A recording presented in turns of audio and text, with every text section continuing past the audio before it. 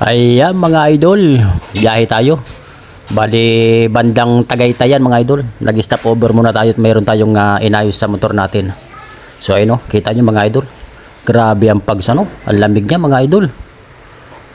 Iba talaga yung klima din sa Tagaytay oh. Yung ulap humahalik na sa kalsada mga idol.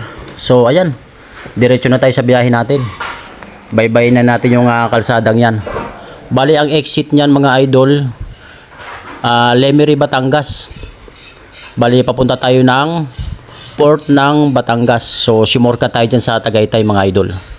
So ayan oh, grabe yung lamig mga idol.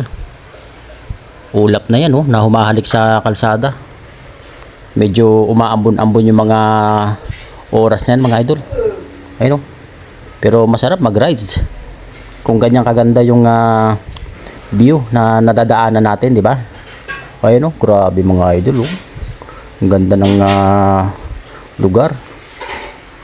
So ayan, so takbong ano lang tayo mga idol. Banayad lang yung takbo natin, dahan-dahan lang tayo. Kita niyo naman yung dinadaanan natin medyo malabo yung ano, di ba? Dahil nga yung pugs, ang kapal ng pugs. So ayan oh. May ginagawa pang kalsada. Uy, kita niyo mga idol oh. Inibertikan tayo ni Lady Rider. Ang angas ng Lady Rider na yun mga idol oh. Kita nyo naman yan. Ikaw ba naman kasi dumaan sa ganyang kagandang tanawin diba? Kaya ang ganda ng talaga ang ganda ng pagra-rides mo. Right? Alright. O yun oh, ginagawa pa yung kalsada mga idol. Mukhang nagkakaroon sila ng dyan, parang widening. So let's go. Diretso tayo sa rides natin. Sundan natin si Lady Rider. Oh ayan oh. Grabe mga idol mukhang pababa rin siya ng exit din ng Lemery, Batangas. So ayan. Maganda kasi dumaan sa sa lugar na yan mga idol. Nandun ka kasi sa pinaka tuktok, parang paakyat ba yan? Paakyat ng bundok ng Lemery, Batangas. Kitang-kita mo talaga yung magandang tanawin diyan. Lalo pagka medyo ganyan, walang pugs. Ang ganda ng tanawin. Pero maganda rin naman na nagkaroon ng ganyan mga idol na pugs. Dagdag attraction yan kasi yung mga oras na nabubiyahe tayo niyan, siguro mga yan, mga alas 5 o 5:30 na ng yan mga idol, 5:30 ng umaga. So yan grabe yung pugs mga idol. So diretso lang tayo mga idol, diretso lang yung biyahe natin.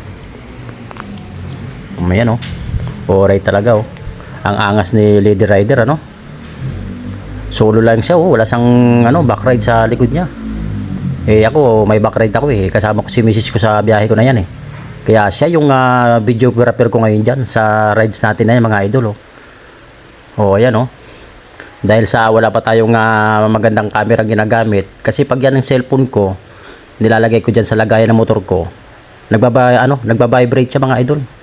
Pangit yung kuha, medyo blurred, kaya yung misis ko yung yan naghahawak ng cellphone habang naga-rides tayo. Yun grabe ganda ng tanawin mga idol para kang nasa Seoul, South Korea.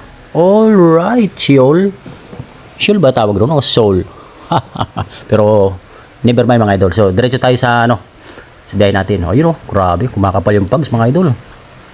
Ang lamig niyan, mga time na yan talaga mga idol. Grabe yung lamig diyan. Dahil sa pugs na yan, saka nandun ka talaga sa taas ng bundok na yan. Daanan din kasi ng mga yan, sumushortcut talaga papunta ng port ng Batangas. Ayan. So yun lang mga idol, na-share ko lang sa inyo. Thanks for watching.